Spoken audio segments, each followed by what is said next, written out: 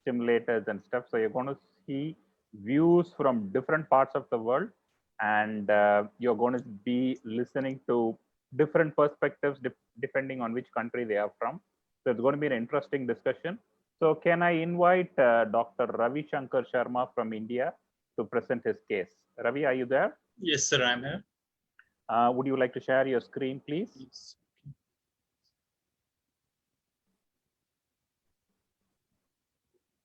He would be followed by Dr. Casey Butler from US.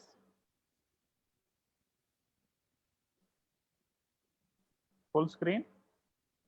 Yes, sir. Waiting to... Fantastic. Okay, sir. Sir, are the slides changing? Yes, yes. Okay. So, good evening here. I'm Dr. Ravi. And your panelists are also talking, Ravi. Your Okay, panelists sir. have also started talking. Okay. So myself, Ravi Shankar Sharma, and I'm pursuing my DM Pain Medicine course from the Department of Anesthesiology and Pain Medicine. That is All India Institute of Medical Sciences, case. And here we are going to discuss one of the interesting cases who visited our pain OPD. So before continuing, I would like to enclose my disclosures and acknowledgements. So proper consent was obtained from the patient in terms of discussion in view of her pathology, as well as for publication. And we had got no conflict of interest in terms of discussion of this case. Coming to acknowledgements, first of all, I would like to acknowledge my mentor, that's Gautam Das sir, whom name I have not mentioned. But I had been you can say, a bad student of a good teacher. Other than so, sir, forgive me for mentioning this, not to mention this. Coming to next acknowledgement, is one of my colleagues, Dr. Niyati Arora, and all other colleagues who have supported me for this collecting all the evidences and investigations. And these are from the Division of Pain Medicine in specific case. And other departments whom I would like to acknowledge are the Department of Spine Surgery and Department of Radiotherapy for sharing the documents. So let's start with the history. So my patient is a 26-year-old female. She's a student and also a dancer by profession.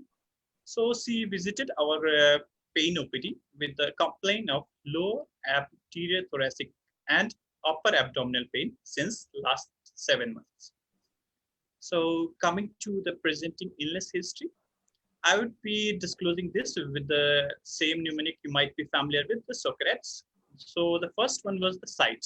So the pain started at, you can say, behind around the T8 or T9 area, and it goes anteriorly just below the nipple and descending downwards up to say 1 to 2 centimeters above the umbilicus.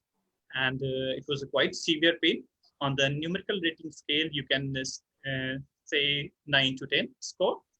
So the character was like sharp shooting, lancinating, and all the other complaints of the neuropathic pain, you can say. And initially, the onset was, you can say, the insidious, but later on, when she presented here with the pain OPD, it was abrupt onset. The radiation, you can say, it was from the back below the scapula to the anterior abdomen, anterior upper part of the abdomen. And it was associated with a tingling and slight burning sensation. So aggravating factors were whenever she wanted to lie supine, as say you can say while sleeping during the night time, as well as the weight bearing, her pain got increased, and she got relief while standing and walking. So her night cycle was completely disturbed. So this was your this was her pain map. So pain started somewhere here. It went up to the below of the scapula, all around the back, and say anterior. The main part which she was complaining to us was the anterior thoracic, lower thoracic wall pain, as well as the above the umbilicus pain. This was the total area. So before going further, we have to go to past, and it all started at around in the month of May 2014, when she had a first complaint of neck pain. So it was unresponsive to rest, support, as well as the NSAID therapy. So later on that particular year, in the month of November, so she went to some neurosurgeon or neurophysician. She doesn't remember where she had got no gross motor or sensory deficit, and on examination, planters were bilateral flexion. So she underwent MRI examination, which showed destroyed C3 vertebra with the collection compressing the fecal sac. So everybody's thought like it's a kind of a hot spine. So the patient underwent surgery. During the course of surgery, the surgeons found that there was caseous material found present over the C3 area, and they performed decompression at that particular area with the electric scarf, and it was fixed with a screw from C2 to C4. And she was kept on anti-tubercular treatment for the 9 months. And after that, she was completely active as well as mobile. So now we move to April 2015. She again had the complaint of similar type of pain, but now she had numbness over the bilateral upper limb. There was motor weakness, spasticity with the tingling and numbness in both upper limb as well as the lower limb. So there was also a difficulty in writing and holding objects. And she also complained of decreased bowel urge as well as reduced sensation. So again, MRI was done, and it shows the features of infective spondylolisthesis with a cord edema at C2 and C3. So again, spine surgeons performed the re-exploration and fixation. So in this moment, biopsy was taken, and it underwent examination, which shows the feature of giant cell tumor. So post-operatively, she received 25 cycles of external beam radiotherapy, and she was placed on cervical collar, and there was gradual improvement of motor and sensory function. So for this 2.5 years, she was completely fine. And in the month of, say, you can say 2018 in the year, so she came to the spine surgeon in Dehradun with a complaint of low back pain, and there was weakness and numbness in both bilateral lower limbs. Say, she was unresponsive to again rest, support, as well as NSAID therapy, and her NRS score was again, say, in the range of 8 to 9, so severe pain. Again, MRI was done, which showed growth in the range of D9 to D12. So again, it was thought the features are consisting of giant cell tumor. And there was also compression of D10 vertebra. So spine surgeons in this time, she underwent third time surgery. So they performed resection of the tumor and fixation. Fixation was done at T8, T9, and T11, T12. And vertebroplasty was performed at T10. Thereafter, she received 25 cycles of external beam radiotherapy. Thereafter, there was gradual improvement in motor and sensory systems.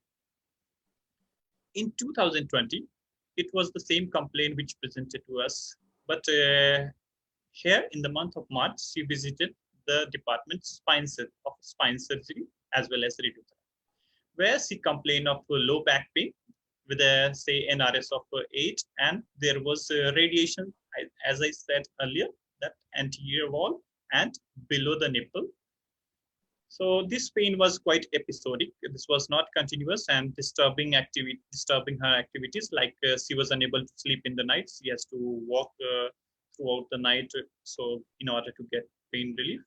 So when she was visited spine surgeon in the month of March, they said to undergo conservative management. It was the beginning of, say, you can say the COVID era, so nobody was going to do any further intervention. And conservative management yielded no improvement. So in the month of August, she visited again and MRI was performed. So in the area of D10, there was features of something like regrowth or cement leakage. Everybody was confused, what is this? And it was something indenting on the spinal cord. But there were no features of cord compression. So in this month of September, she again underwent the conservative therapy because the growth was not increasing, and they told the patient that we'll be monitoring the growth. Again, she visited the radiotherapy department. So they refused to do any active intervention because there were no features of cord compressions and you can say the motor sensory symptoms. And in the month of September, he was referred to pain medicine division or as with a complaint of this anterior abdomen pain as well as the anterior thoracic pain just below. So coming to the history, negative history, that is there was no evidence of trauma or loss of consciousness or headache, or you can say features suggesting of inflammatory arthropathies like morning stiffness, or features suggestive of infective pathologies like fevers, nuchal rigidity, or any features of cord compressions like weakness or sensory symptoms, or you can say there are no features of hot spine like the feet fatigue, anorexias. So coming to the past medical history, when the first time in 2014, she had the neck pains, she received treatment in the form of NSAIDs, pregabalin, and steroid following the surgery. Steroids were kept for the period of, you can say, 4 weeks, and thereafter it was tapered. In 2018, again, she received similar form of treatment along with mild moderate opioids, that's tramadol. And since March 2020, these are the treatments like gabapentinoids, plus minus tricyclic antidepressant in the form of amitriptyline. And these doses right now are, you can say, the maximum tolerable doses, along with the tramadol, which we're giving at 50 milligram TDS. And occasionally she's also taking NSAIDs. Supplements she is also receiving in form of vitamin D and amino acids. And despite of this medical therapy, she is only having 30 to 40% pain relief. So coming to family history, the family history was not significant. There was no history of inflammatory arthropathy in the family or diabetes or any other systemic illness which might be affecting her pathology. So personal history, the important thing was her bladder and bowel function at present is completely normal, and her sleep is a bit disturbed because due to intermittent pain, and due to which she is completely awake during the night time, and she's got no addictions, and there are no associated risk factors. We also assessed her severity of depression, and via the patient health related questionnaire. That's a 9 terms questionnaire, and we got a score of say 10, which ranges in which the patient falls in the moderate category of depression. So again, another questionnaire was completed by the patient, and that was the pain detector, which is suggestive of neuropathic pain, as obtained by the scores of 21. Her general physical examination was completely normal. She was an average built female, and she was febrile on presentation, and vitals were completely remarkable. Systemic examination in terms of respiratory system, cardiovascular system, and GIT system was completely normal. Coming to the central nervous system examinations, high functions in terms of orientation, speech, memory were completely normal. Gait, it was completely normal. She visited our OPD with a completely walking, and no gait disturbances was seen. Power in both upper limb as well as the lower limbs walk completely 5 by 5, and reflexes were completely normal. Again, coming back to sensations, it was equal in all limbs. So we performed the local examination, first of all in the neck. There was no muscle wasting. There was no tenderness, both in areas of, say, median and the paramedian areas. And range of was moderate restriction because it was already fixed. And spatial test, she was not able to perform because of this fixation, but there was no evidence of radiculopathy or radicular symptoms. Coming back to examination of the back, there was no muscle wasting. Tenderness, it was midline D10 area on deep palpation. There was mild to moderate tenderness was there. Paramedian, it was diffuse, ranging from T8 to T12, L2 area. And you can say mild allodynia and hyperalgesia was also present, which was not disturbing the patient actually. So range of motion was moderate restriction, and it was due to fixation. Special tests were negative, like loading test or any other. So coming to the blood examinations, like CBC, LFT, KFT, thyroid function test, ESR and CRP, and the estimation of vitamin D and B12, these all tests were completely normal. So this was the X-ray cervical lesion. This is the AP view. You can see this C2 to C4 fixations. Here you can see the lateral view again, how the spine is fixed after the tumor resection. So this was the X-ray of the lumbar view. You can see again 8, 9, and 11, 12 with this vertebroplasty at the area of D10. This is again lumbar spine. Lumbar spine looks completely normal. Sorry for this picture quality, but I got these pictures from WhatsApp from the patient because he was unable to visit this hospital. So this is the MRI of the lumbar spine, O2 and T2 view. You can see this how this is actually the marking is given wrong. Here it is showing TD9, but actually when we counted it, it was in D10 from upwards. So it was vertebroplasty was performed at this level. Again, and this is post-surgery view. So this is the coronal view. Coronal view, you can see this area, actually D10 area almost. Here you can see somewhat the cord is getting compressed, but there were no features of cord compressions like tingling or numbness in the lower limb. So this I took a cut from the MRI finding from the radiologist, which he sent. It was the impressions were the partial collapse with a expansile marrow infiltrate lesion involving the D10 vertebra, and that was extending into pedicles, causing the spinal cord compression and focal intermediate. And as I told you earlier, these features were suggestive of recurrence of the tumor or residual lesion, or it was a cement leakage from the D10 vertebroblast. And all the screws were seen at level of D8, D9, 11, and 12.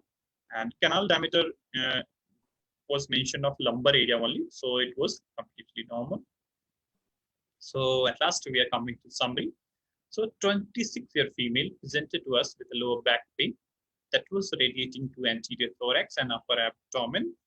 And this pain was episodic, sharp shooting associated with tingling and a shock-like sensation that was increased with the supine position and weight bearing and reduced by the standing as well as walking.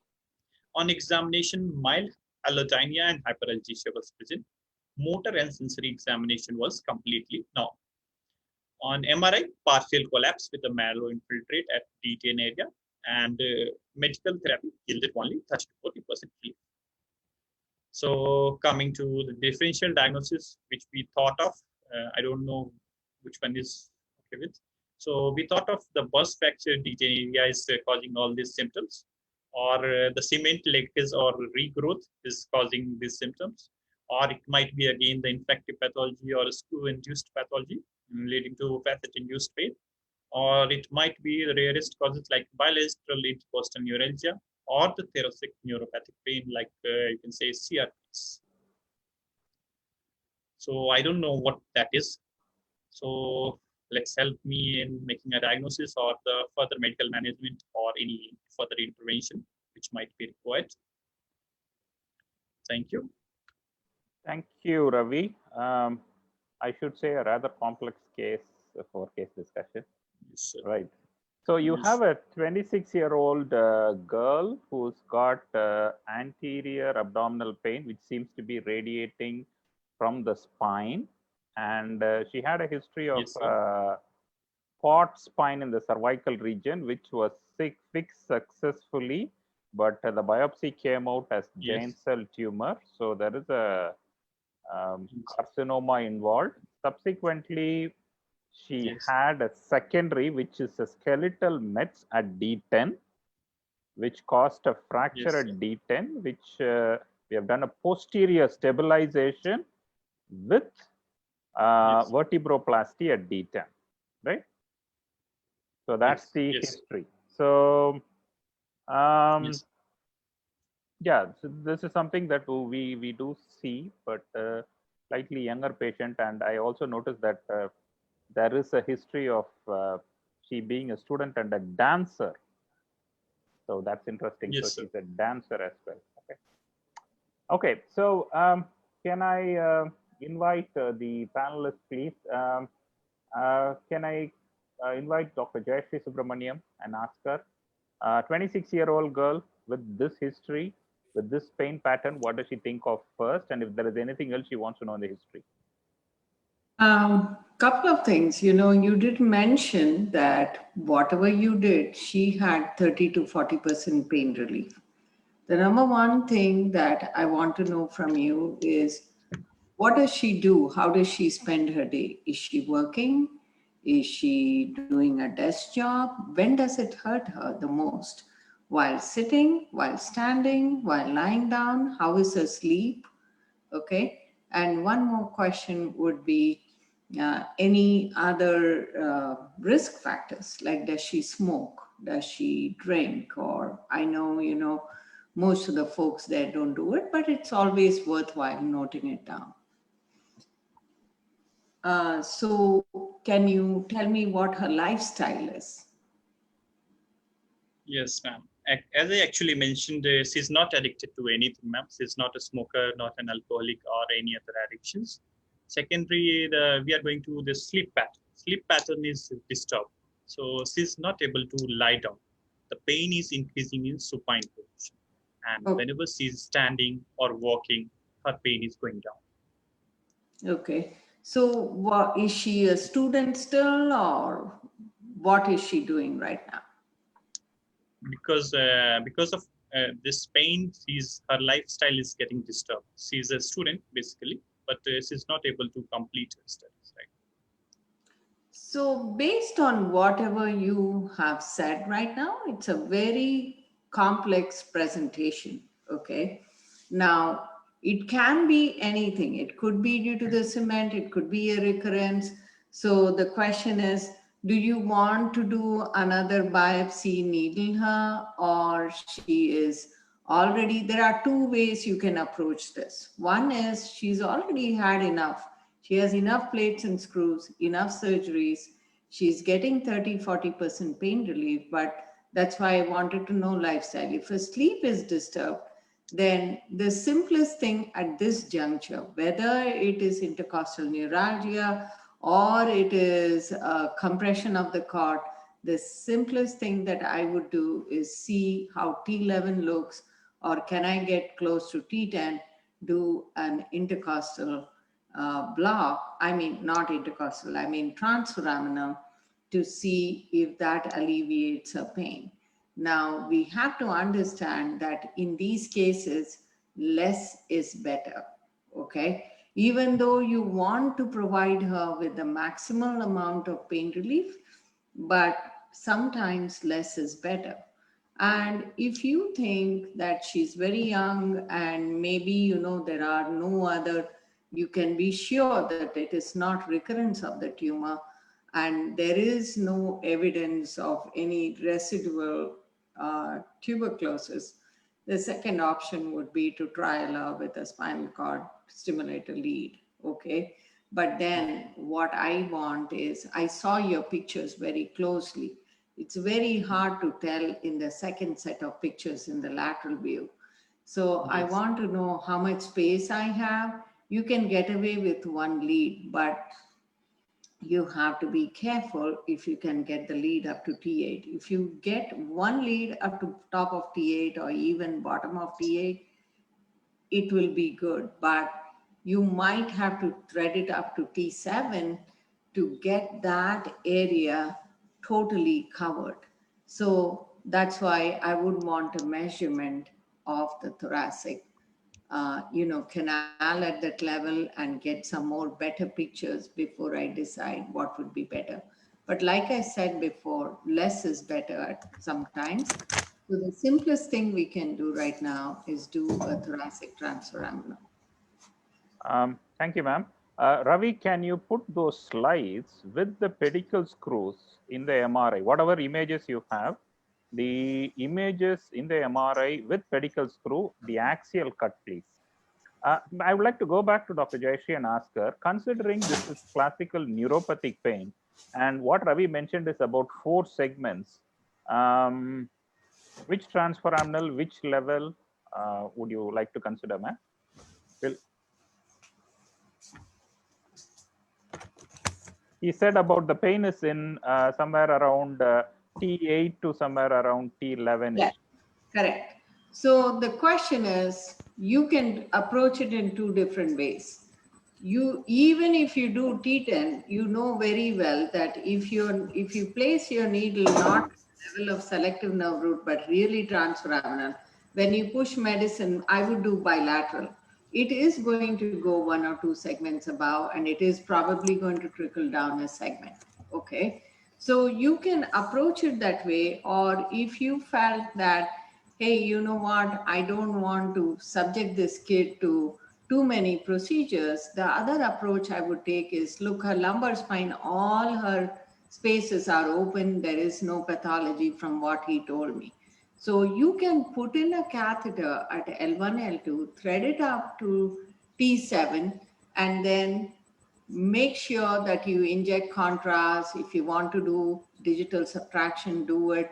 Make sure that you give a test dose of lidocaine 2%, good flow, then test the patient, gradually inject, cortisone and very small amount of local anesthetic. If you want, what I do sometimes with intercostal, like post shingles pain, is I would take the catheter, not inject in one go. Do not inject 6, 8, 10 cc's when you don't know whether it's going up to T4 or T3. You can have drastic drop in blood pressure. Make sure patients constantly monitored. Give 2 cc's, see what the patient says. You can take an alcohol swab and test them. If need be, you can tape the catheter, put the patient back in the supine position, put their head up, keep monitoring, inject slowly while you are testing to make sure that the pain is completely, like, at least dulled. You don't need a complete motor block. You can use a very dilute solution of 0.2% ropivacaine. The main thing is a steroid. And once you feel that, yes, their pain is free, you don't have to inject any more local anesthetic. Okay. And you can also use like clonidine or steroid and see if that gives pain relief. That's another approach instead of doing transforaminal. Right, ma'am. Thank you. So we'll come back to that. So can I invite Dr. Gautam Das and ask him, considering the patient is in Rishikesh and considering this situation, would you try a rather conservative approach with maybe a strong opioid? Because Ravi mentioned he used weak opioids and anti-neuropathic pain medication. Would he consider a strong opioid like morphine in this case? Dr. Das, please. Patient is having neuropathic pain. Pediatric score is 21, which is indicative of strong. So here the morphine will be or opioids will not be the good choice. So what if we wish to stick to the medications? Definitely we have to increase the doses of the other medications. Means which is anticonvulsant, antidepressants, even some other medications like intravenous lignocaine or this kind of things can be tried. But before that, the most important dilemma in this patient is where the good surgeries was done earlier. Now the neurological examination is fine, and still the patient is having pain, which is predominantly neuropathic. So this is here, the most important, the question, queries, that what might be the possible reasons. So I would like to, prefer the diagnostic interventions to solve this problem, because that can give us a long-term solution. And here the few differential diagnoses, apart from what Dr. The Ravi mentioned, keeping in mind that what are the possibilities of the neuropathic pain, I'll be keeping, rather than the intercostal neuralgia on the top. And somebody in the chat box, I saw that the facet joint, it was also coming in my mind that the facet joint should also be kept in our mind, because reason is whenever there is some fixation surgeries, the immediately above and below level becomes hypermobile. The more loads on the facet joints immediately above and below that level, and there can be the pain, and which can be referred to the anterior abdominal, upper abdominal wall. Probably the other day I mentioned We had a similar kind of case we published in the literature, that the patient presented with the upper abdominal pain, and ultimately we could find out there was no back pain, not the mid back pain. And ultimately we could do the diagnostic log, and the case was confirmed to be a referred pain coming from the facet joint. So that is also a possibility. And sometimes if the pain is continuing for the longer time, some neuropathic component might be added, but still facet joint is predominantly nociceptive, not fully matching, but that need to be excluded. Other possibilities also can be the myofascial pain along with some of the nerve interference. So they are the other possibilities what should be kept in mind. So what I will prefer before going for surgeries, or sorry, interventions, I'll be trying to do these very simple things like intercostal diagnostic, intercostal nerve block, diagnostic facet joint block, particularly if we find some local tenderness over the facet joints. These are things to be done. And the medical therapy, as we told, I'll be increasing the doses of the other things rather than adding the morphine. And if at all opioids, last day we had a very good discussion on of the the trigeminal neuralgia, where the methadone was given. So in these situations also, because the pain is predominantly neuropathic, so if at all the opioids should be added, methadone can be a good choice. But I personally do not use the methadone that much. So I will not be going for the methadone at the beginning. But for the others who are using it, the methadone can be a choice if at all some opioids is considered. Thank you, sir. Coming back to Ravi, can you put those images, axial cuts with the pedicle screws, please?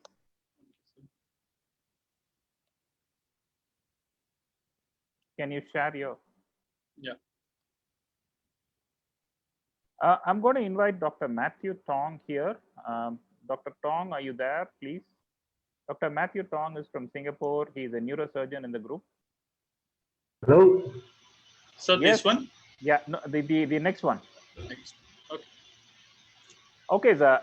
Looking at the pedicle screws, you think they are placed well, or you think the pedicle screws can cause nerve root compression, and can it cause this sort of pain pattern, considering there is fusion at 4 levels?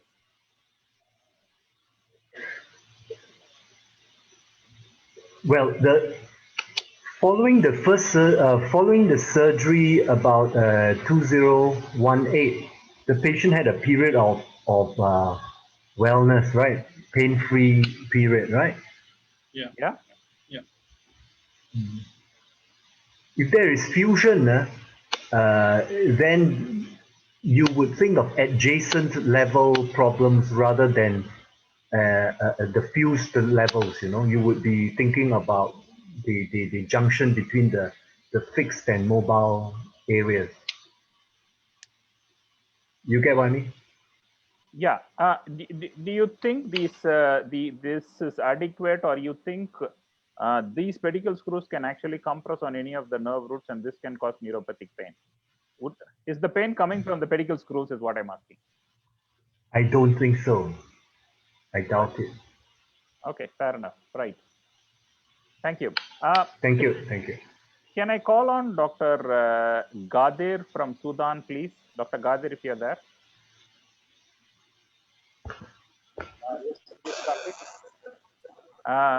Yes, Dr. Gadir. Fever ಏನು ಇರ್ಲಿಲ್ಲ, body pain ಇತ್ತು. 3 ದಿವಸಕ್ಕೆ ಸರಿ ಹೋದ್ಲು. ಅವಳು ಅವತ್ತು ಮಧ್ಯಾಹ್ನ ಡ್ಯೂಟಿಗೆ 3 ಗಂಟೆಗೆ Can all of you mute your mics, please? ಆಮೇಲೆ OER ಶಿಫ್ಟ್ ಮಾಡಿ ಆಂಟಿಜೆನ್ ಟೆಸ್ಟ್ ಮಾಡಿ, ಅಂದ್ರೆ ಕಾನ್ಶಿಯಸ್ ಬರುತ್ತೆ ಬಟ್ ಸುಸ್ತಾಗುತ್ತಲ್ಲ, IV ಲೈನ್ ಹಾಕಿ ಇದೆಲ್ಲ ಮಾಡಿ. So please unmute yourself. I have muted all. So right. Please unmute yourself, Karthik. Yes, yes. Dr. Gadir, can you hear me? Please unmute yourself.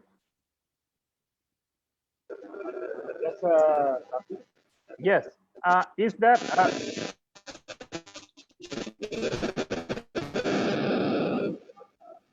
is there anything in terms of conservative management that can be tried for this patient?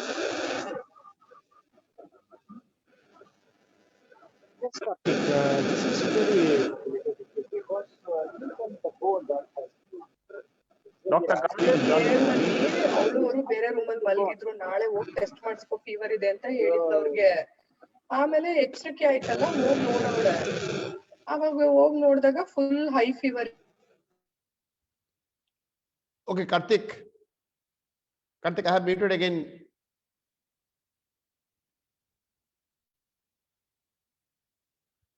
Hello. Yes. Dr. Gadir, can you hear me? Yeah. Yeah, anything in terms of conservative management we can try before doing any intervention. Yes, I am agree 100% with does that we have to break the cycle of the pain very support because any intervention.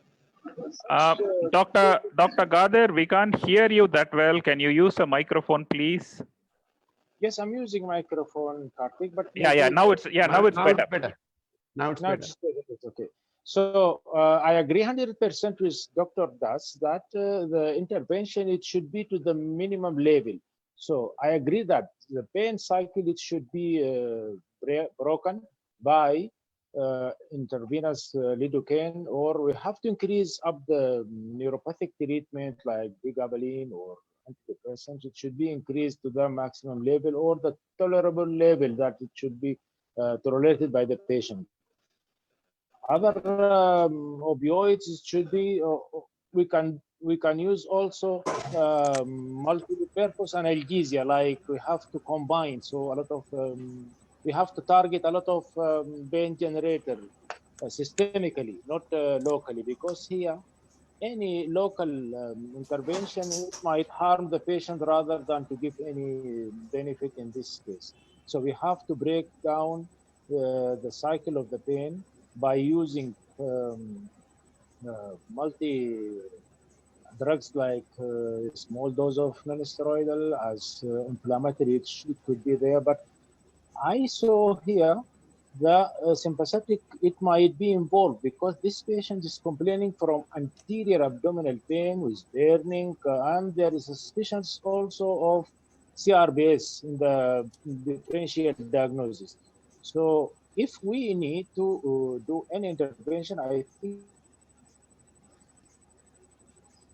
we have to start with sympathetic trial at the level of splanchnic or something like this. This is, I think, it would be helpful because this patient has suffering a lot during her life. So she had to suffer from surgeries, a lot of surgeries. She is young. She needs also psychological intervention as well because this is might be also helpful in such cases. Thank you. Okay, thank you, Dr. Gadir. Can I invite Dr. Kausar Sardar from Bangladesh, please? Dr. Kausar, if you're there. Yeah, Karthik, I'm here. Yes. Yes. Good evening. If there is a diagnostic intervention in this patient, considering we are still not confirmed about the diagnosis, Dr. Ravi mentioned a few differential diagnoses. If he was to do a diagnostic intervention, what would be his list of diagnostic interventions in this patient? Diagnostic intervention, I want to keep it first intercostal nerve blocks first, then a facet joint. These two first. I think it will give some positive result. These two, yes. Right. Okay. Can I go back to Dr. Das and ask him if he was to do diagnostic interventions in these patients, what all would he try, in which order, please, Dr. Das? First will be your intercostal lump because pain is neuropathic. So I'll be adding what Dr. Kausar told, the myofascial trigger point if it is present. So I'll be adding that also. Means intercostal, facet, and the myofascial trigger point injection if it is there. Right. Can I go back to Ravi and ask him, when he actually managed these patients, what exactly did he do before I go back to the panel? Sir, this was basically conservative form of therapy. You can say the gabapentinoids, and it was the dose I am mentioning about. Gabapentin NT I was using nortepinephrine combination, and 300 milligram BD I was using. The tramadol I was using 50 milligram around TDS, and along with that occasional you can say ecox-MR I was using, and it was only for a brief period. But it all yielded, say, you can say 50 maximum. She was saying that I have, you can say 2 to 3 hours pain relief, and I have to, saying that only 30 to 40% pain relief with all these medications. I have not tried lignocaine infusion.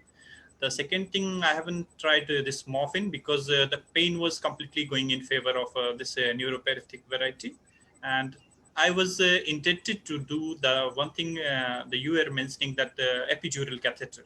Yes, I was planning to do, but I had a bad news for her that she came COVID positive right now. So she is under isolation. We were going to place her under this epidural catheter placement. Right. My question, did you try lidoderm patch or diclofenac sodium patch? That's a local patch.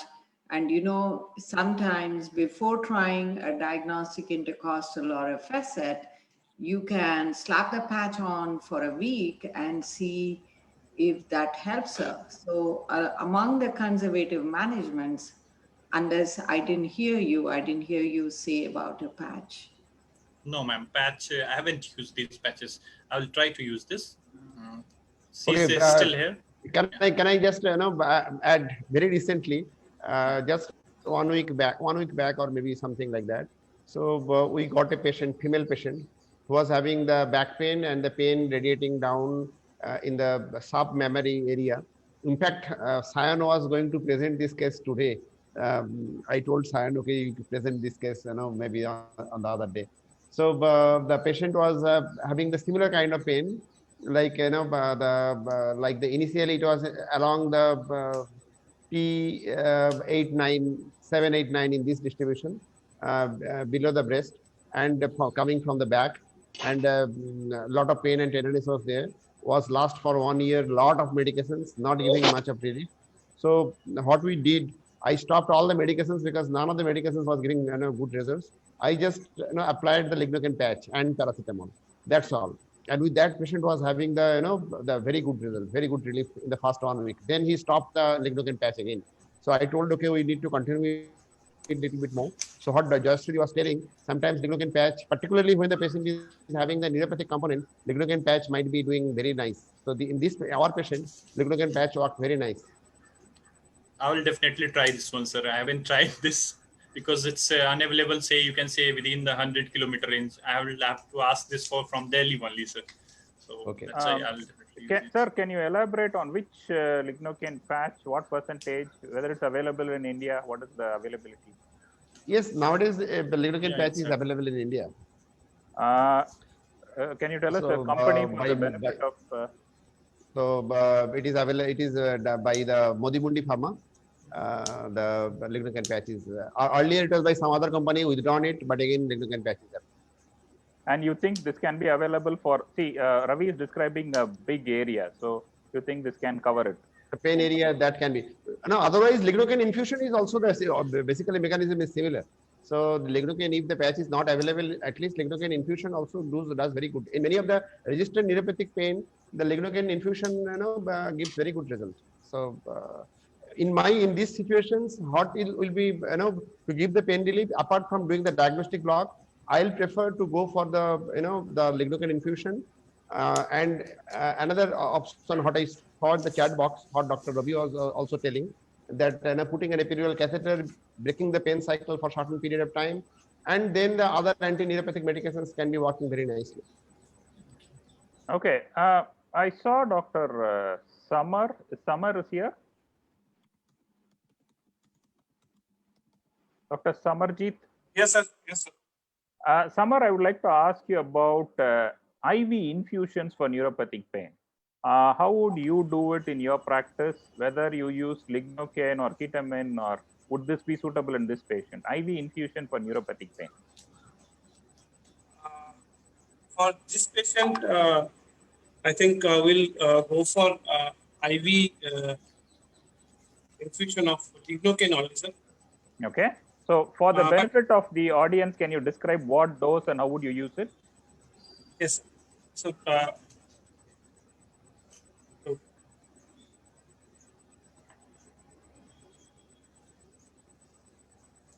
hello. Yes, Samar.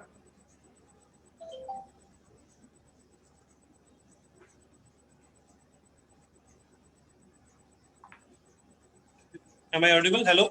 Yes, Samar, we can hear you. Yeah. So lignocaine infusion in acute pain also we are using, and in drug resistant or in a refractory chronic pain also we are using lignocaine as a modality. Before ketamine, in some cases, lignocaine IV therapy we are preferring. So initially, in perioperative period, what we try to do is we give 1 to 2 milligram per kg as the initial bolus, followed by continuous infusion of 0.5 to 3 milligram per kg per hour. Okay. So this can be adjusted according to the patient's condition and the pain score. And the range is usually 1 to 2 milligram per kg per hour in our practice. But in literature, it is 0.5 to up to 3. So depending on the patient, we start with 0.5 to 1 first. And if according to the, we see the condition, the pain score for next 2 hours, and we can increase the dose accordingly.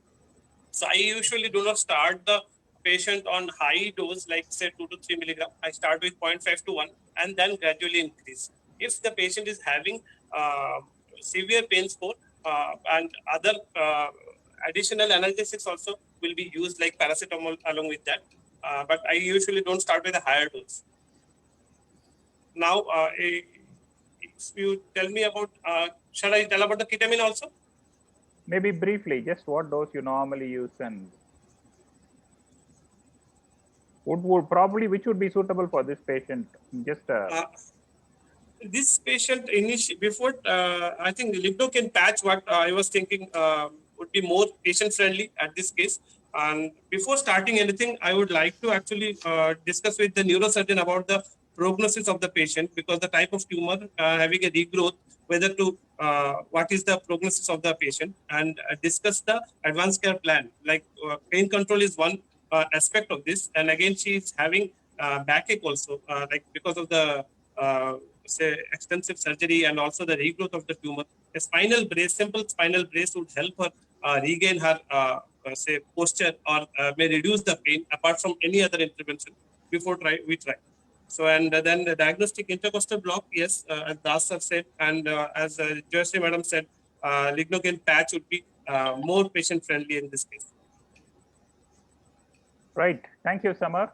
So let me go back to Dr. Jayashree. So we talked about conservative management. So most of the panelists agree that since it's predominantly neuropathic pain, we have to, if you're doing a conservative management, hiking up the dose of neuropathic pain medication would be a good idea.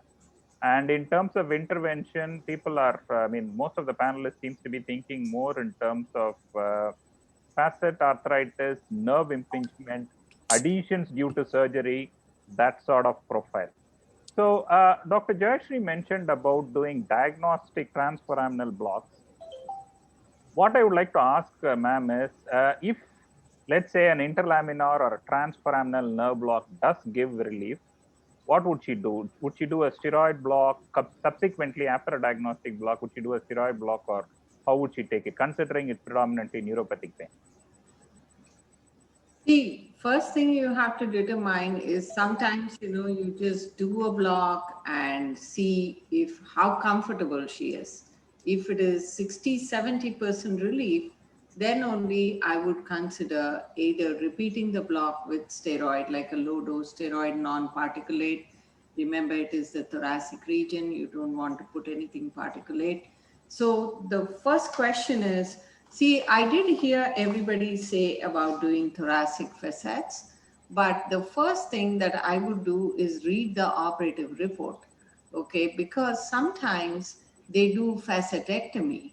So if the facetectomy is already done and the facets are missing, I can't be doing a facet nerve block or an RF there without knowing exactly what was done. And then it also is like, where are the pedicle screws? That's why I asked you that MRI pictures, I couldn't see them very clearly. So keeping everything in mind, let's say it is neuropathic pain. What else can you do? The diagnostic block helps. Then yes, I would repeat it depending upon the amount of pain relief. If she has minimum pain relief, then probably I would go with just doing either trying something more simpler like a diclofenac patch, lidoderm patch, rotate them, and don't forget acupuncture or dry needling. I know Dr. Vas is not in this panel, but she will kill me if I did not try dry needling. Okay. So that's why I keep repeating less is better at times. Remember, she's just 26 years old. She had neck surgery. She's had a mid back surgery. Now she's having pain. But you said that, she has 30-40% pain relief. When it comes to a chronic pain patient, sometimes 30-40% is the maximum you can get. So at that point, instead of trying something heroic, if something simple helps, like a lidocaine patch, I would leave her at that. If I did dry needling and she had relief for 3 months, I would leave her at that. I won't try anything heroic. I would keep my epidurals, my transforaminals, my sympathetic blocks all for later because she has a long life, long way to go. That's all I have to say. Right. Thank you. Less is more, like they say in MasterChef, right? So, okay, final question. In this case, if you have to put a spinal cord stimulator, how would she do it? Which level would she put it? Dr. Jayashree, please. See, like I told you before, first of all, I want to know what the dimension and what the canal looks like. I need better pictures, okay? And first thing is from the map out, I'm going by the picture you showed me where her pain is, okay? So if that were the case, I would thread it up to top of T7, okay? Ravi, can you put that picture, please? Yeah, 1 second, sir. Share it, please. Ma'am, go on. So I would try to put a midline single lead at the top of T7, and usually we do these with minimal sedation. So you will wake the patient up and see, is it covering everything that she is feeling the pain around the area. Ravi, the picture with the pain pattern. Yeah, the picture with the pain pattern.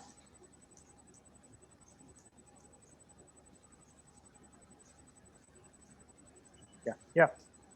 So see, if you see, it's across the nipple line, okay? Yeah. So I may have to see, can I thread it up? I would thread it all the way up to T4, start stimulating her during the trial on the table, ask her where she feels it, whether it covers all the area. If need be, you can pull it down slowly from T4 to T5 to T3 and see T6 and see where the optimal pain area is covered. There is one point that I wish to make here. See, you have to be very familiar with the leads. If you took a very closed, narrow space lead, the lead will only cover one vertebral body, maybe a quarter more. Whereas you take a white space lead, you can get 2.5 vertebral levels covered. So let's say she had optimal coverage at T6. So you get T6, T7, T8. That means during the process of trial, you have a lot more room to do permutation combination. So some of the leads are white space. I would go for a white space lead to see where if she got maximal amount of coverage. And remember, whenever we put at the top of T8, with the pulse width, you can drag it down sometimes all the way up to the toes. But here we are focusing on the chest wall. So I would thread it up to T4, slowly kind of stimulate and see whether T5 is optimal or T6 or T4. Right. Thank you, ma'am. So yeah. So we had a rather complex first case discussion where we had a lady who had neuropathic pain that mainly came around the abdomen, radiating from the spine. So this was mainly coming in from her second surgery where there was a metastatic fracture at D10 level, for which vertebroplasty was done at D10 and posterior stabilization was done at D8, D9, D11, D12. So this seems to be causing some sort of radicular neuropathic pain. So the panelists in principle agreed that conservative management with anti-neuropathic pain medication in varying doses, titrated from low to high, would be the conservative approach in this group of patients. Ravi did an excellent job in terms of assessing, and he has completely evaluated her both psychologically and in terms of all the pain scores. So we did not miss much in the history and examination.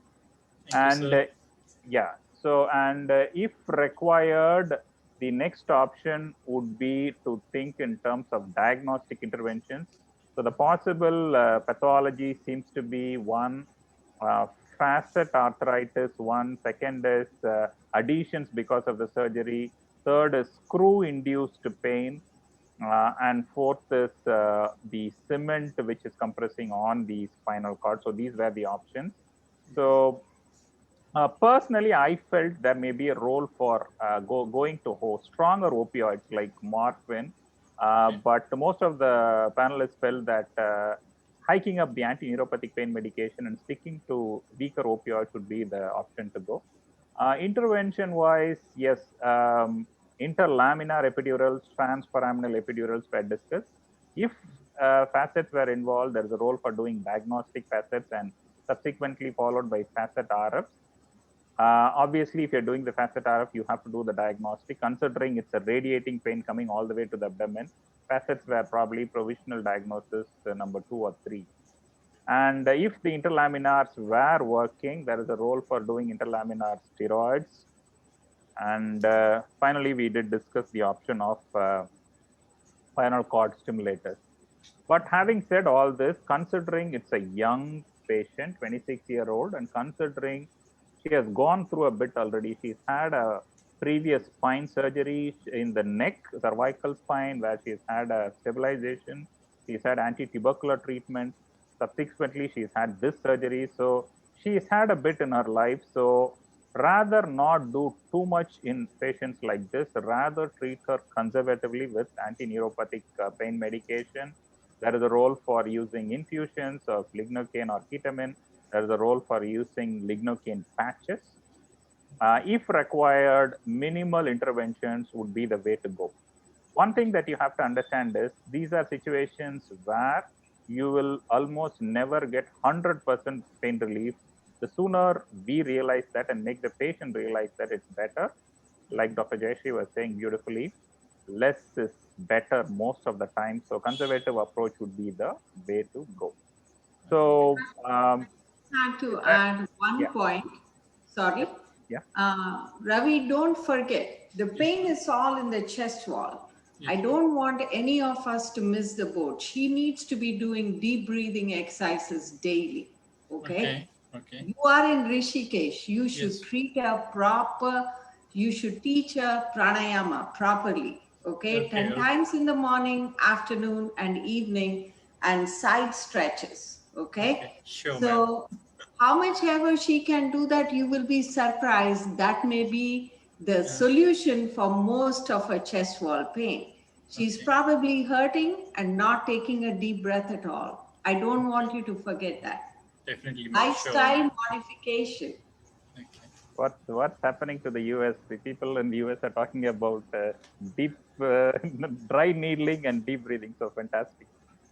So good. So I teach deep breathing to all my patients, especially during this corona virus time. I teach them how to do a proper deep breath. Okay. And I will say this, I have done the Sudarshan Kriya. I know the Isha Foundation one. I've done others. So I do it. Wonderful, man. That's wonderful. So fantastic. So thank you, Ravi. Good job. Yeah. Thank you, sir.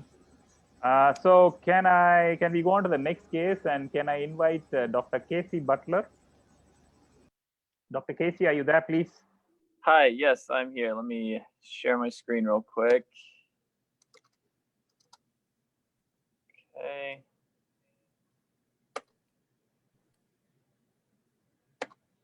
There we go.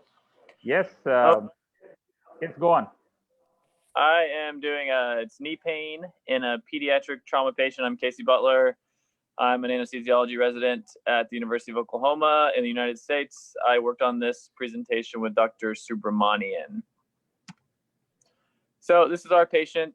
It was a 14-year-old girl. She came to us when she was 14, but she had a history of a lawnmower accident when she was 2 years old. She was run over with a lawnmower, and that resulted in injury to her abdomen and her right lower extremity.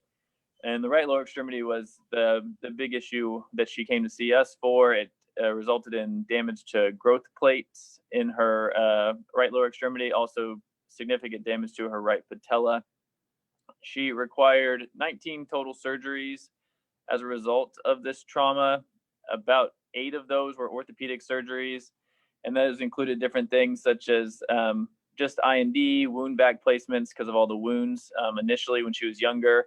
And then as she got older through the years, she had patellar reconstruction, she had partial patellectomy, and she had some growth plate implants. Because of the damage to her growth plates in that right lower extremity, she has leg length discrepancy. And so she had some growth plate implants that were placed. She had some pain from that, and those were removed. And so she saw us about 7 months after she had the growth plates removed from her legs. And again, her main complaint when she saw us was her right knee pain. So characterizing her pain, she said it was sharp, aching, even electrical, all around her right knee. In between her knee down to her mid tibia was feeling tingly and numb. The pain was worse basically with any activity, walking, weight bearing, bending. It got worse throughout the day for her and ended up being worse at night. And the only thing that really gave her any relief was lying down. And I'll talk about the medications and other things she tried here in a second. And when she came to see us, that pain for her was a 6 out of 10 on the numerical rating scale. Other history for her, really, she was a healthy little girl. She does have some scoliosis, and I have a picture of that coming up. No history of depression, anxiety. She's in good spirits, but no other issues besides this trauma, really. Past surgical history, like I said, she's had 19 previous surgeries, and all those were related to the trauma. The plastic surgeries that she had outside of the orthopedics were mostly, again, wound care, and then a lot of fat grafts from left thigh to right thigh or left thigh to abdomen to help cover up some skin defects and deformities that she had from the trauma. Social history, she used to do some cheerleading in school. Again, this happened when she was 2, but she had done some cheerleading earlier on, but because her right knee pain had been getting worse and worse for her, she ended up having to stop. She is still in school, walks around, tries to stay as active as she can, but she doesn't really participate in sports anymore. And then no tobacco, alcohol, no recreational drug use. And the only allergy that we have for her is morphine, which really is just a kind of a mild allergy for her. So previous things that she's tried, physical therapy, again, tries to remain active. She's able to walk around at school. It's not limiting her to where she's not able to ambulate. She has tried lidoderm patches with no relief, diclofenac gel with no relief, gabapentin 100 milligrams BID, and she's off of that now. She didn't get any relief from that. That was really just a trial. The only thing that seemed to help her at all is occasional ibuprofen, and that really does a little bit for her pain, gets her by for a little while, but doesn't take away as much of the pain as she would desire. And then after discussion with her and her mom, they really are not too interested in treating her with stronger medications. They're definitely not interested in opioids and stuff like that. They're trying to stay away from any medications if possible. And again, these are the current medications. She's still, even though she's not getting great relief, she still is using the diclofenac gel occasionally and lidoderm patches. but again, she's not taking the gabapentin anymore. She didn't get any relief from that. So on exam, just a general exam, no distress. Her head and neck exam was fine, no cardiac or pulmonary concerns. And then from her abdomen, again, she has her previous surgical scars, but her abdomen otherwise is soft, non-tender, non-distended, no issues there. From a musculoskeletal standpoint, she did have a bit of an antalgic gait, obviously pain in the right knee, but also she has that leg length discrepancy between her right and left legs. Normal range of motion in her C-spine, upper extremities, no upper extremity sensory motor deficits. She does have that cervicothoracic and low lumbar scoliosis. From a neuro standpoint, cranial nerves grossly intact. Her deep tendon reflexes were normal throughout. And then this is a more focused exam on her knee. She severe tenderness around her right knee joint line, particularly on the medial side. Multiple scars around her knee, color changes, some edema in her right calf. Again, that right leg shorter than her left leg by about 1/2 of an inch. She has restricted range of motion in her knee. We could palpate her patella. Again, her right patella is much smaller than her left because she's had some reconstruction done there and some of her patella removed. Tenderness above the patella, again, like I said, medial joint line, that's where she's having most of her pain to palpation.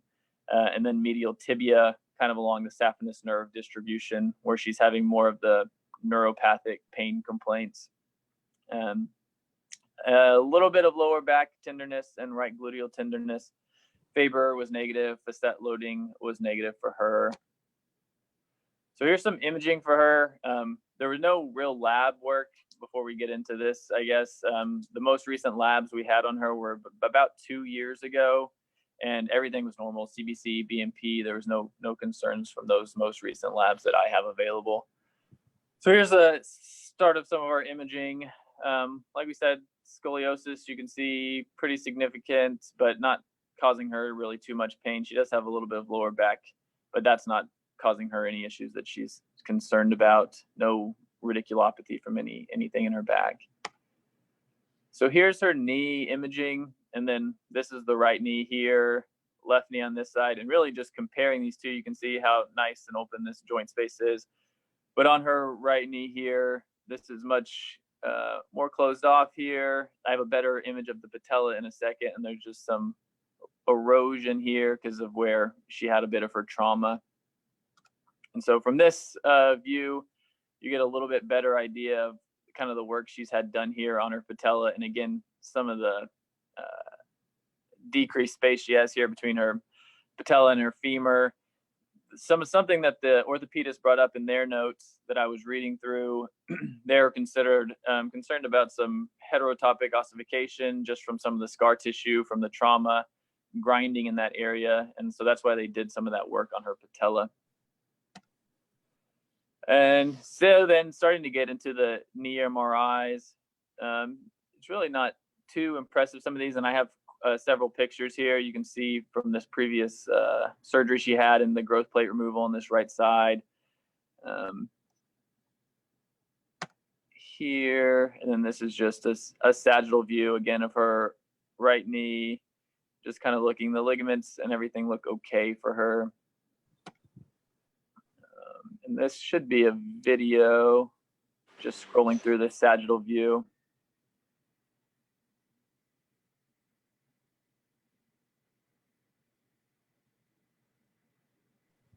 Okay. That looks like the same picture. Here we go. And this is our AP. You can see a little bit better some of this kind of erosion stuff here in the medial part. Okay. So for us, some of the things we talked about, juvenile osteoarthritis, osteochondritis, dissecans, tendinopathy, Osgood-Schlatter. And so as far as what we've really done for her, we've seen her in clinic once, and right now we're in talks with the orthopedic surgeons about really what they feel is acceptable for interventional treatment in a pediatric patient and someone who has, this already has some growth plate abnormalities, growth plate issues, leg length discrepancies. And so what they're comfortable with us doing from an interventional standpoint, the types of things that they're okay with us injecting into her knee. And so right now we're in discussions with them about kind of the next steps for her.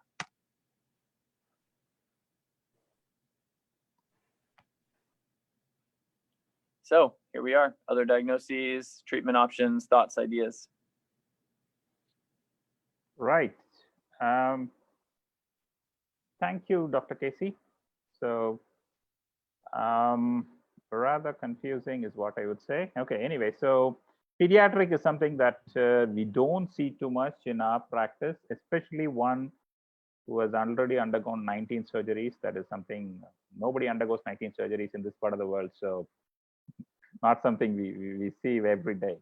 So can I call on Dr. Jayashree first and ask her? Probably she must have been part of the team that initially assessed this patient.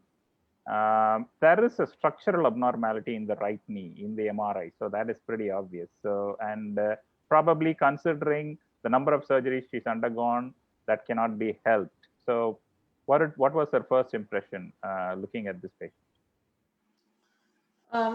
Yeah, I did assess this patient, and the only reason, we see pediatric patients, there are certain cutoffs. She's 14 years old.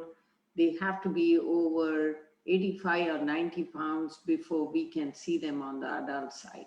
And this was one of those cases where the pediatric person wanted me to see if something can be done, considering she's 14 years old.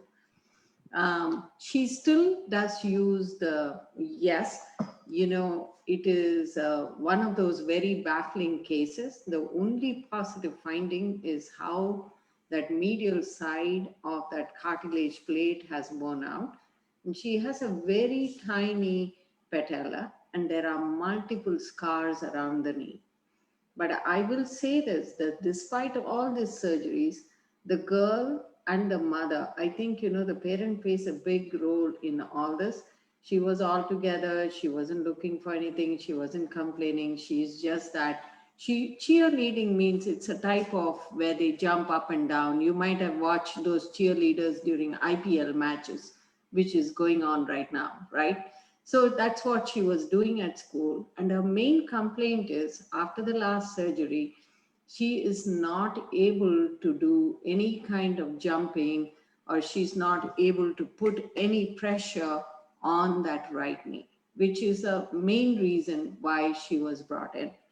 And already, she's been through several sessions of physical therapy. Despite her scoliosis, she doesn't have any complaints whatsoever. She is still active. She's trying to walk through school. So the question here is, what do we do for this knee joint pain in a 14-year-old? And what is it like? Diclofenac gel, she's still rubbing it, but she said clearly it doesn't help. She does use it at night when, she's not able to fall asleep. She still tries to cut the lidocaine patch is very big. It's like a big rectangle. She's a small girl. She's about 4 feet 8 in height and weighs about 95 or 100 pounds, not more than that, not heavy set in any way. So she still cuts the patch and puts like a knee sleeve on top at night, but those things are not helping. So the question becomes, what do we do next? Okay, so the options that I offered were the following, and that is why the discussion with her pediatric surgeon and her pediatric, the other plastic surgeon, etc. in the team. One, obviously, the simplest thing that we could do is a diagnostic knee joint injection or a saphenous nerve block, because most of her pain is along the saphenous nerve distribution on the medial tibial side, medial joint line. Now, the question is, how many times do you want to inject a 14-year-old? Do you put in steroids? How will it affect? Because she still has 2 to 3 more years to grow. So the question was, yes, steroid or no steroid. If you just did a diagnostic block with local anesthetic, then what next? Are we going to do saphenous nerve block and a saphenous nerve RF? Will that be enough? Or is it okay to put in the steroid? The third option, of course, which I think is a better option, and I'm still in the process of discussion. I discussed with them about platelet-rich plasma injection or cell therapy.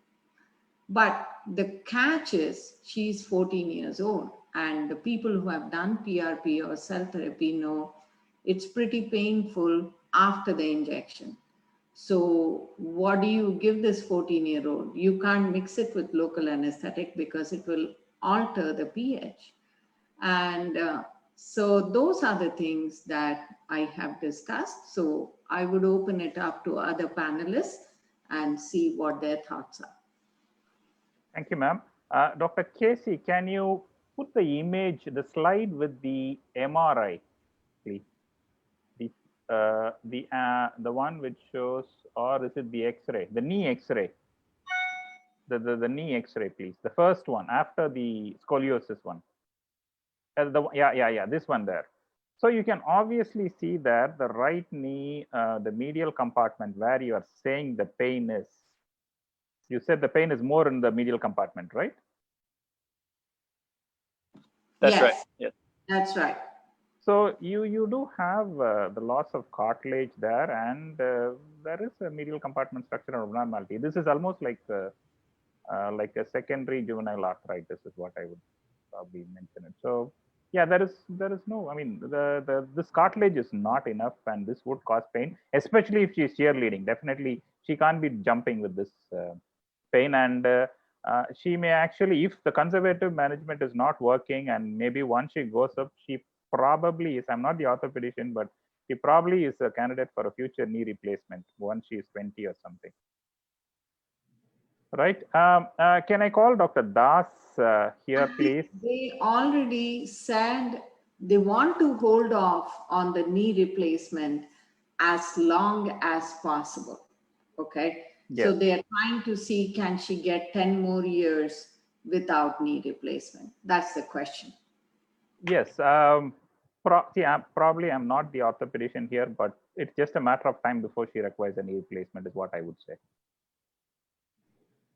Can I call on Dr. Das here and ask him, this age group, medial knee pain, considering she's already undergone 19 surgeries, how would he manage this? And the history says with conservative management, the pain is not settling. Dr. Das, please. Okay, just now I saw what Samarjit has mentioned. I was actually going to tell that somebody who is having the multiple surgeries. So this is one of the very important etiology for the saphenous nerve entrapment, saphenous nerve injury, either the proximal part or even the intrapatellar branch, which Dr. Samarjit has mentioned. So that also should be considered. One of the very important reason is in the character of the pain. So one important character what they have mentioned is some of the neuropathic components. Sometimes some tingling, some numbness, some other components are there. So what already in their plan of just they already told in their plan saphenous nerve block. So I also think that the saphenous nerve block should be tried fast. And the question is local anesthetic block is not going to give the long-term pain relief. And in that situation, the other option is repeated steroid or radiofrequency or something else. What she has not mentioned, peripheral nerve entrapment, particularly in the young, the better option can be even the cryo, because that is not going to do the long-term harm to the patient if we are doing the cryoablation. So in case of if the diagnostic, the saphenous nerve block is coming positive, even if it is not a saphenous nerve entrapment, even then, because it is a medial knee pain going up to the shin bone, anterior shin bone, so most likely the pain is in the distribution of the saphenous nerve. So I will be going for the saphenous nerve block diagnostic followed by cryo if it is giving good relief. But at the same time, because the joint is damaged, so the regeneration therapy also have very important role.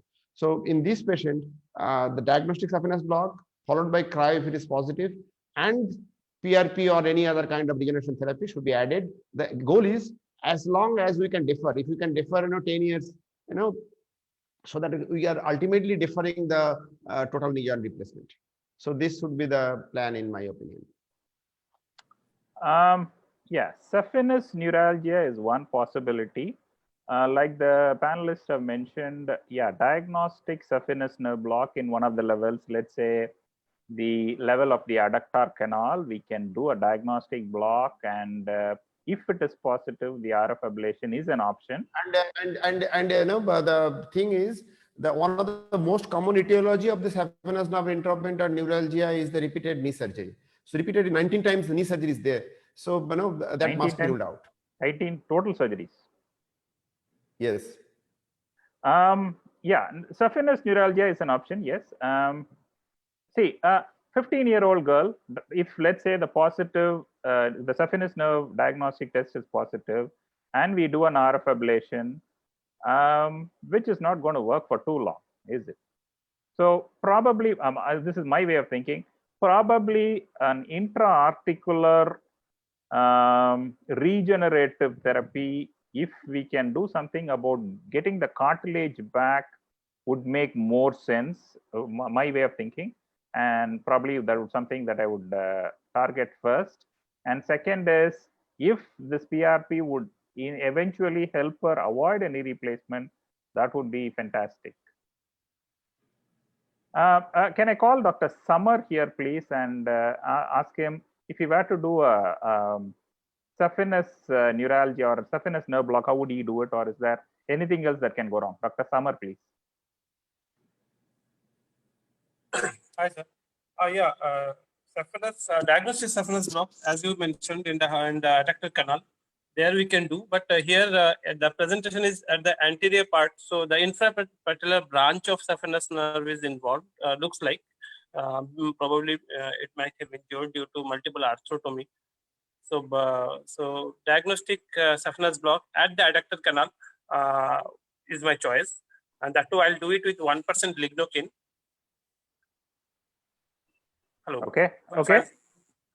1% lignocaine, 5 ml I'll give, and we'll see the response. So if there is a response, probably we'll go for RFA. But along with that, as you mentioned, keeping the mind cartilage damage in mind, we might go for PRP also. Okay. I'll rather suggest a combination of the both. The PRP Yes, sir. And the immediate relief by the saphenous nerve block. Yes, sir. Okay. One of the audience have thrown in a question to me saying, 19 surgeries, young girl, can it be post-traumatic stress, post-traumatic trauma? Can that be possible? Dr. Jayashree, please. Post-traumatic stress syndrome is possible, ma'am? No, this girl is absolutely, in great spirits. I don't think she has PTSD. And obviously, she's gone through counseling sessions. So sometimes PTSD is very obvious. No, not in this case. You cannot absolutely say she doesn't have it, but then, some children, it's very obvious when they have anxiety or they have other issues, especially with so many surgeries. She is healed so well, beautifully in her stomach. I think she's very lucky despite all these surgeries. No, I didn't detect any anxiety or distress, any problems with her schooling. And she did most of the talking. Sometimes, when they come in at this young age with a parent, it's the parent who does all the talking. But here, the mother let the daughter talk. So she answered all my questions. Highly unlikely that the PTSD alone is causing the problem. Right. Can I call Dr. Guru here, please, and ask him, is there a role for intra-articular hyaluronic acid?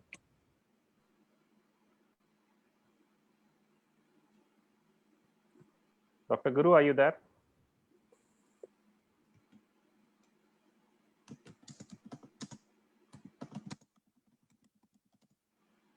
Okay, can I shift that question to Dr. Das again, please. Lubricants in the knee, sir. Intra-articular hyaluronic acid. Would that buy her some time?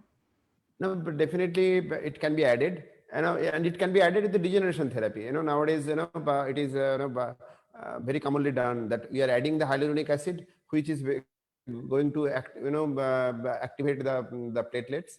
So with the regeneration therapy, the hyaluronic acid can obviously be surely be added, which is having its own effect, lubricant effect, as well as it is potentiating the regeneration property of whatever we are using it.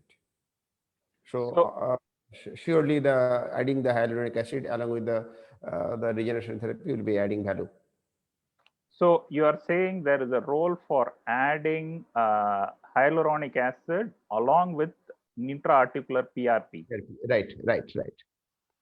In fact, nowadays we are whatever PRP we are doing, we are adding some hyaluronic acid. So that gives much better result with the PRP. Can I call Dr. Novi, please? Dr. TCT Novi from Indonesia. Is she there? Yeah, Dr. Yes, Karthik. Yes, Dr. Novi. Knee pain, this is right up your area. So, young girl, what do you think? And Dr. Das talked about combining maybe PRP and hyaluronic acid injections eventually. So there is also a school of thought which says that we should be doing the saphenous nerve diagnostic block first. So what's your thoughts on that? Yeah, I'm thinking about making the diagnosis first. Thinking about that this young girl has had trauma at the age of 2, if I'm not wrong, and then have so many operations to the knee joint. So in the growing age, she has less growth at the right knee that made the right knee relatively immobile. And so then now she has leg length discrepancy, right? So this young girl is very prone to knee osteoarthritis, as well as patellar tendinopathy because of the leg length discrepancy itself. The presenter said that the patellar grinding test is positive. So it might be also there is besides of patellar tendonitis is patellofemoral pain syndrome that's caused by the patellar femoral osteoarthritis as well.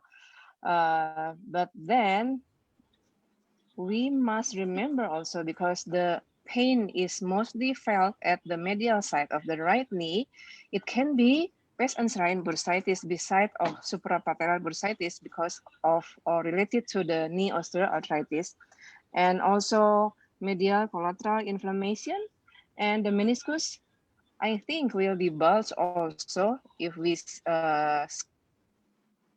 scan the right knee using the ultrasound. So then for me, ultrasound is needed, ultrasound scan. Without doing the ultrasound scan, my diagnosis is all that has been mentioned by me before. And so then the treatment is related to the diagnosis. It can be steroid injection intra-articularly, followed by hyaluronic acid, with or without genicular block, especially the medial, supero and inferomedial of the genicular nerve, using block only or RF or cryo, and can be followed by regenerative medicine also, such as prolotherapy, PRP of stem cell if it is available there. And don't forget to give the young lady also joint conservation, proper body mechanic, and brace with medial bar, and total knee replacement should be in place in consideration if all the treatment is failed. Right. Thank you, Dr. Novi. Dr. Casey, can you go to the next slide, please, which is showing the patella? Okay, so this, which is the right knee here? This one. Okay, Dr. Kausar, are you online?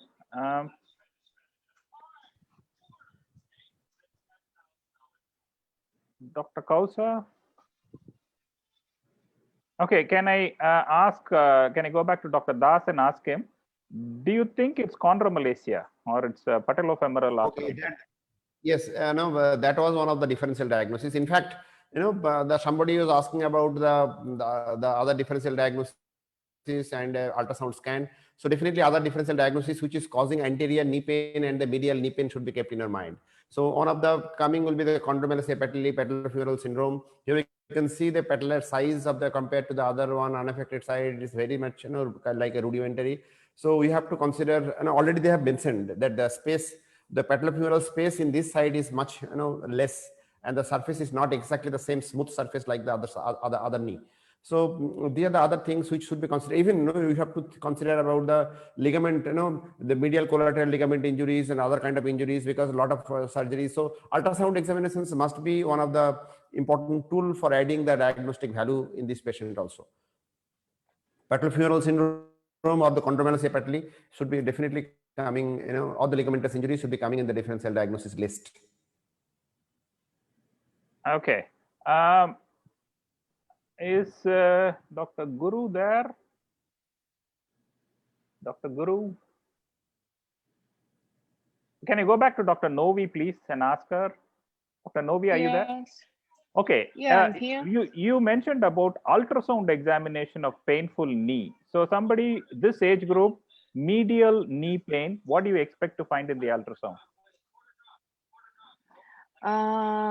The most common cause of medial knee pain is pes anserine bursitis. And there should be local tenderness at the medial knee, at the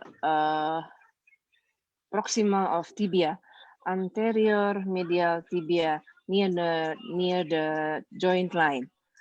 And the other is the medial collateral ligament stretched by the meniscus bulge because of the narrowing of the knee joint at the medial side.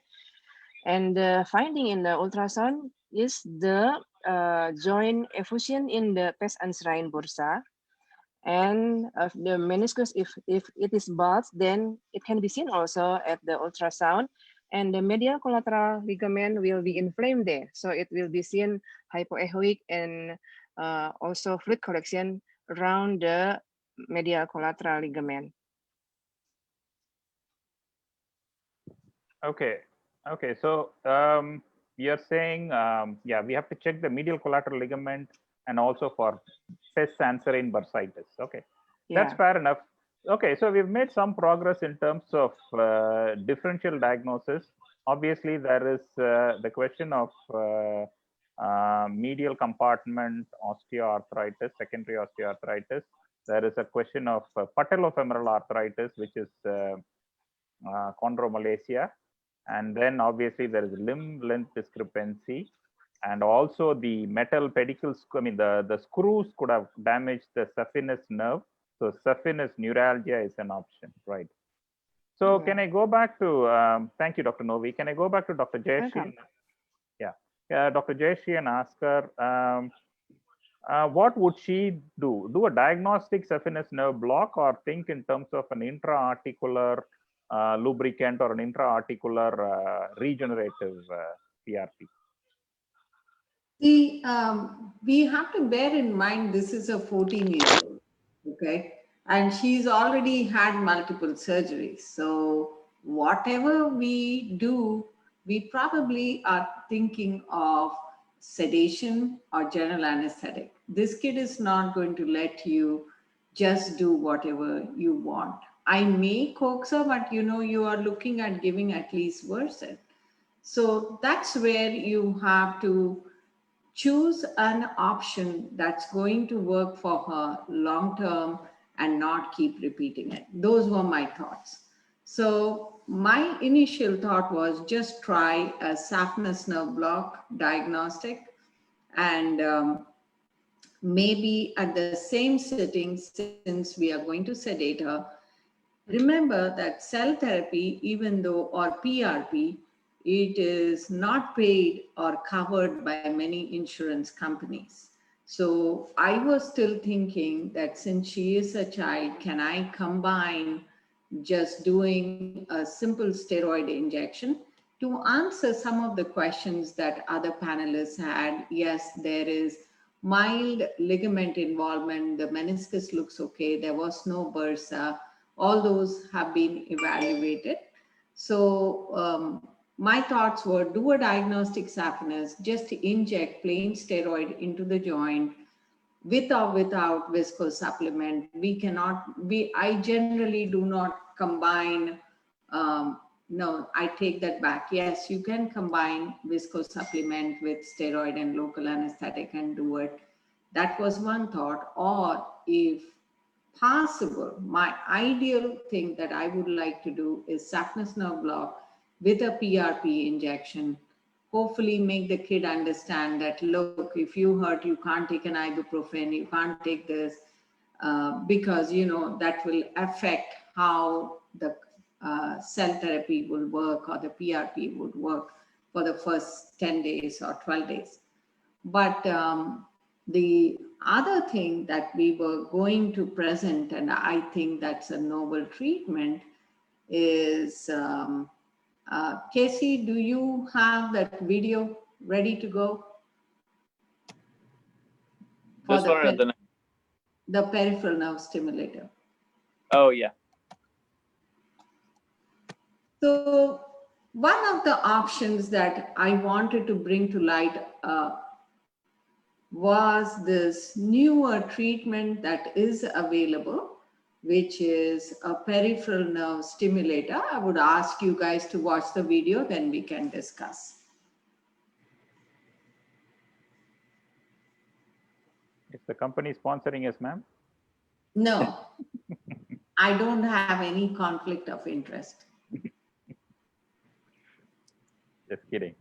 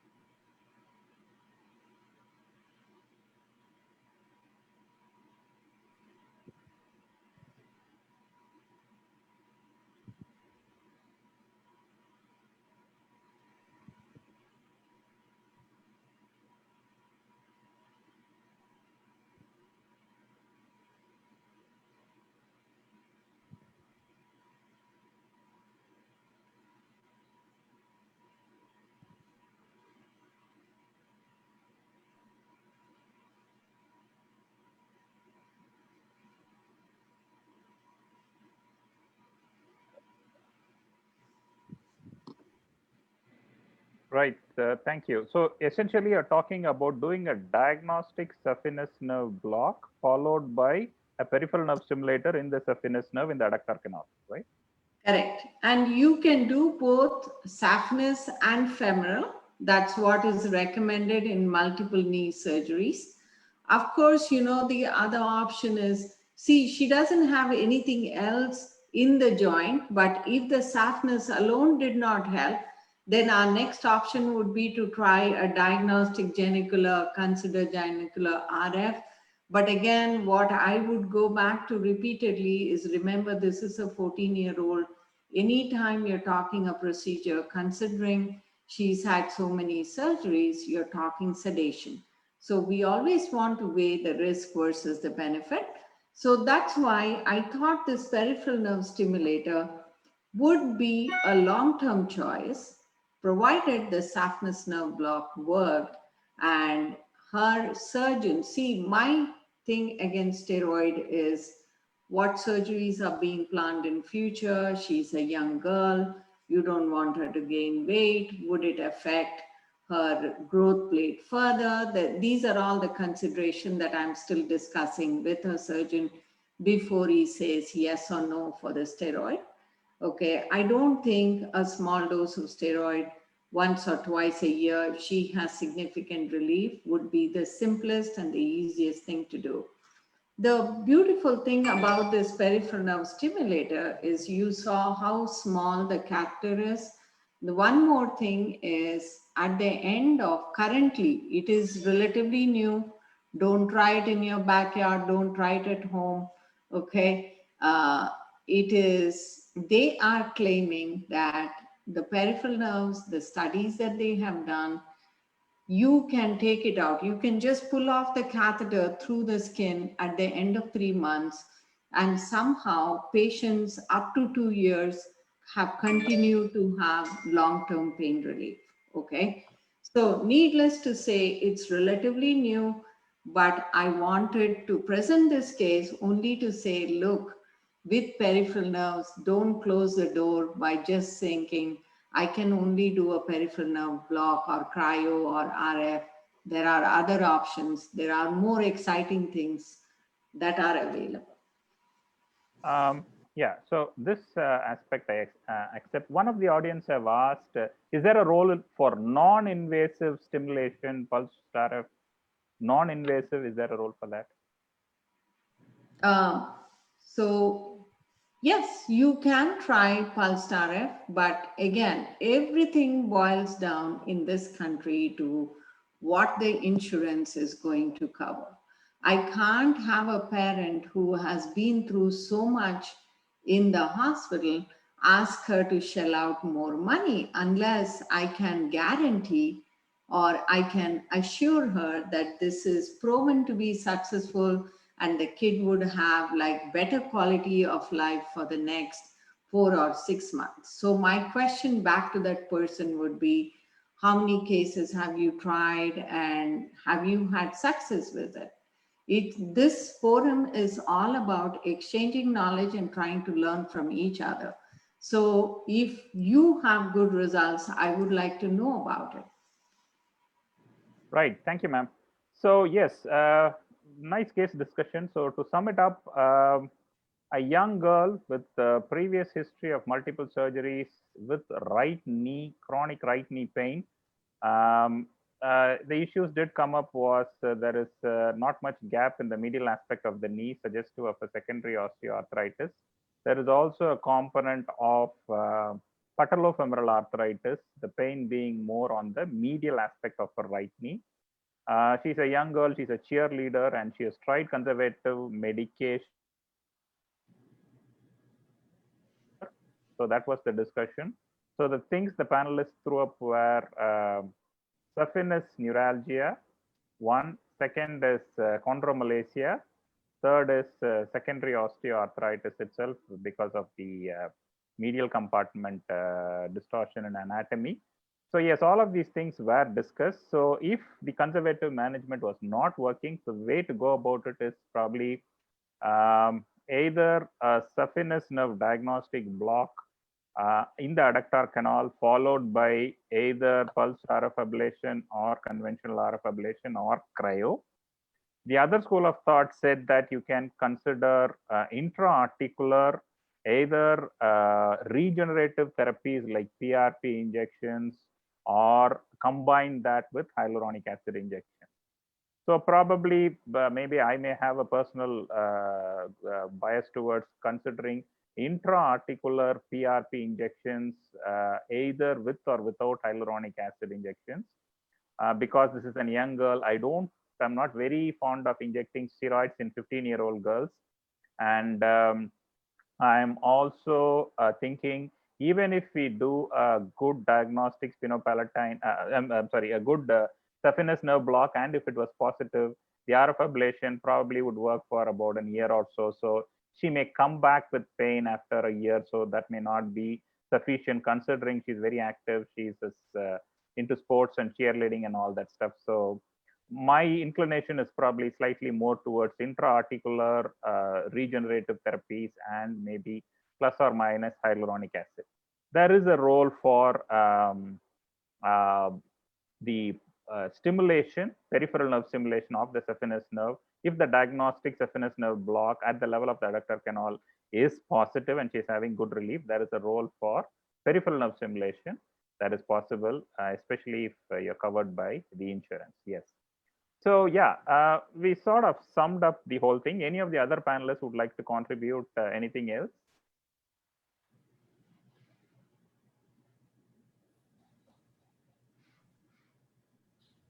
See, I'm sure, see, there is no fixed magic formula here. Each of us may try to solve this problem by the sort of facilities we have, the sort of expertise we have, what sort of medical insurance we have. So I'm sure there's going to be a difference in opinion. The whole idea is to share our knowledge and try to gain from each other's knowledge. Obviously, in this patient, personally, she is going to have right knee pain is what I would say.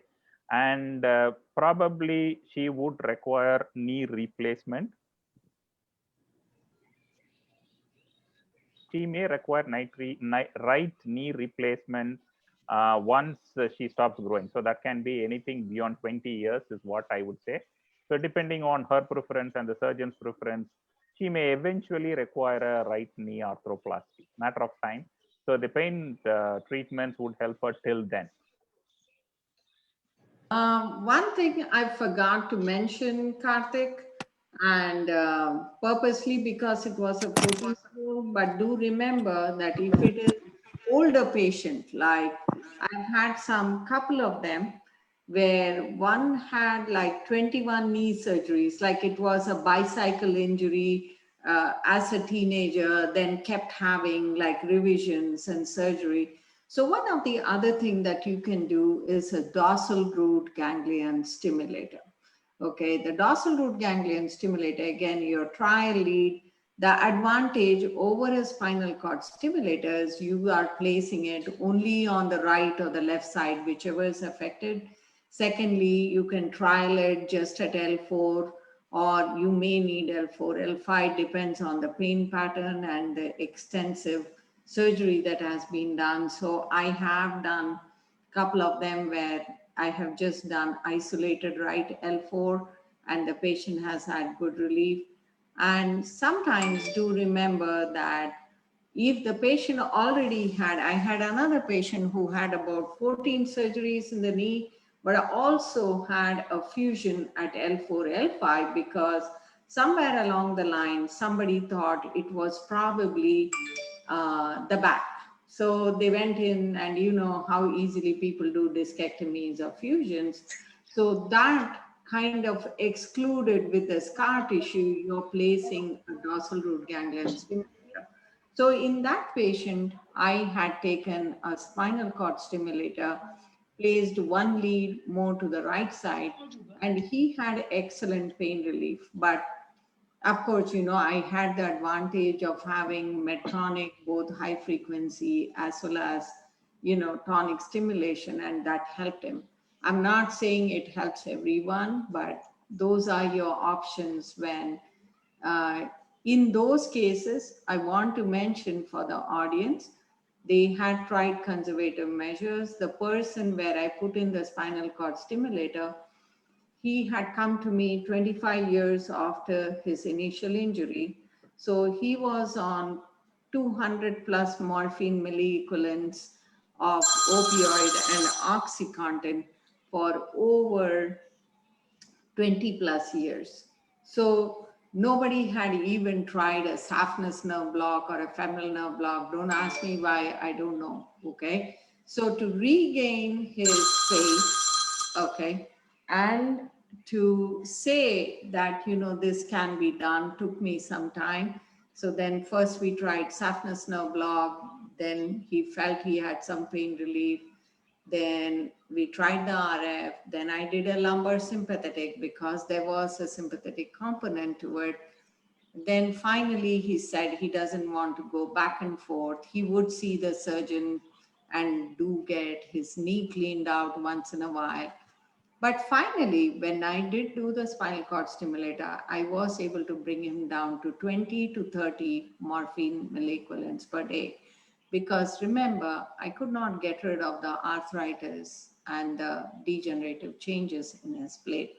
Of course, he said he didn't have the money to have stem cell therapy or cell therapy done, number one. Number two, he felt he wanted 10 more years before he had his knee replaced. That was me. So just to throw that in, that don't forget dorsal root ganglion stimulator, spinal cord stimulator, maybe other options. Right.